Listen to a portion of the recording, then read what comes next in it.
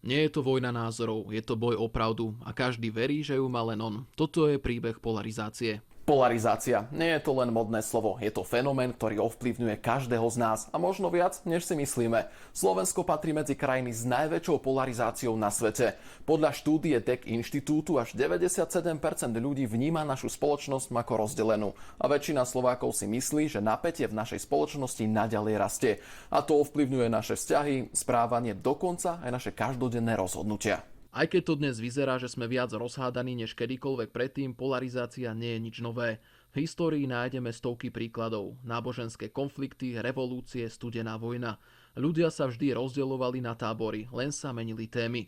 Kedysi to bola otázka viery, monarchie, neskôr ideológie. Dnes je to politika, klíma, očkovanie, identita. Rozdelenie na my a oni tu bolo odjak živa. Rozdeľovanie nastávalo aj kvôli novým technológiám, od vynálezu knihtlače, ktorá umožnila šírenie nových myšlienok, až po televíziu, ktorá zmenila spôsob, akým ľudia vnímali realitu. História sa opakuje, len teraz to prebieha rýchlejšie. Výrazná zmena nastala príchodom internetu a sociálnych sietí, ktoré fungujú ako zosilňovač. Algoritmus nás dokonca pozná lepšie než naši priatelia. Ukazujú nám iba obsah, ktorý potvrdzuje to, čomu už dávno veríme. Psychológovia to nazývajú potvrdenie vlastného názoru. A algoritmus, ten nám servíruje emócie hnevu a strachu. Dôvod? Vedci hovoria, že náš mozog reaguje silnejšie na negatívne podnety. Vďačíme za to evolúcii, keďže bolo dôležitejšie si všimnúť nebezpečenstvo než peknú scenériu. Preto algoritmy preferujú obsah, ktorý nás rozčúli. Funguje to na nás všetkých, či sa nám to páči alebo nie. Dopad polarizácie necítime len na internete, ale aj doma. Podľa výskumov dnes každý tretí mladý človek hovorí, že sa bojí hovoriť o politike so svojimi rodičmi. Rodiny sa tak prestávajú baviť o politike pri večeri. Priatelia sa prestávajú sledovať na sociálnych sieťach. Spoločnosť je pod tlakom. A to všetko vplýva aj na naše zdravie. Viac stresu, viac úzkosti, menej ochoty počúvať jeden druhého. Sociálne siete často vytvárajú ilúziu, že svet je rozdelený viac, než v skutočnosti je. Algoritmy nám ukazujú extrémy a tie vytvárajú pocit, že všetci rozmýšľajú úplne inak než my.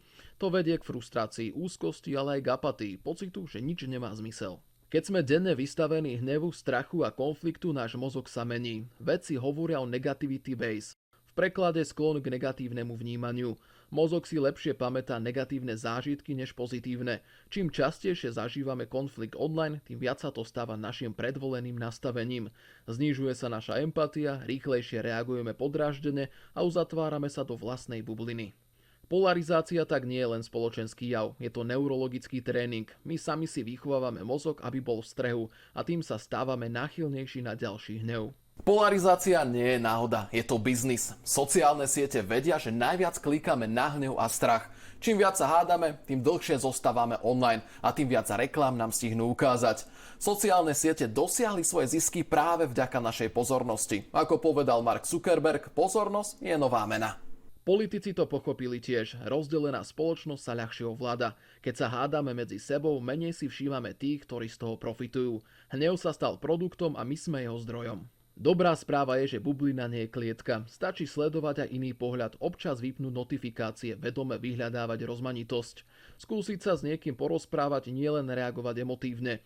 Zameriavať sa na čítanie rôznych zdrojov, nie len jedného. Čím pestrejší obsah, tým pestrejší obraz sveta. Polarizácia nie je príbeh o nich, je to príbeh o nás všetkých. Sme to my, kto rozhoduje, či budeme klikať na hnev alebo na pochopenie. A možno práve dnes môžeme spraviť prvý krok a skúsiť si vypočuť niekoho, s kým nesúhlasíme.